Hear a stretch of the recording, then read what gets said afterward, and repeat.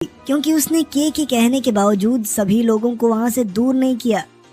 उधर सफेद कमरे में गैंट्स का टाइमर रीसेट हो गया था। ठीक उसी समय उनकी एक जख्मी साथी म्यूजियम से बाहर निकली, जिसे देखते ही वो समझ गए कि अंदर एक और एलियन मौजूद है। जैसे ही वो तीनों अंदर पहुंचे तो उन्हें प्रीस्ट की दिखाई दी। ठीक उसी समय बहुत सारे हाथ वाले स्टैचूज ने के पर हमला कर दिया, जिससे बचने के चक्कर में उसका हथियार छूट गया। मौका देखते ही स्टैचू ने उस पर कई सारे वार करना शुरू कर दिया, लेकिन तभी केटो ने बीच में आकर उसे दूर घसीट लिया, जिसके बाद वो के को किशिमोटो के पास छोड़ गया, क्योंकि उसका कहना था कि अब उसकी बारी थी अपने दोस्त के लिए लड़ने की, ठीक वैसे ही जैसे के उसके लिए बचपन में लड़ता था। इसके बाद केटो उस कमरे में वापस गया और उसके कमरे में घुसते ही एलियन ने उस पर हमला कर दिया, जिससे वो बड़ी मुश्किल से बच पाया। इसके बाद एलियन ने अचानक उससे बातें करना शुरू कर दिया, और जैसे ही केटो ने अपनी बंदूक नीचे की तभी उस एलियन ने दोबारा हमला कर दिया, जिसमें केटो की बंदूक नीचे गिर गई। अब एलियन के मुताबिक उसे अपने दोस्तों की मौत का बदला लेना चाहिए, पर ठीक उसी समय पर किशिमोटो ने उस पर गोली चला दी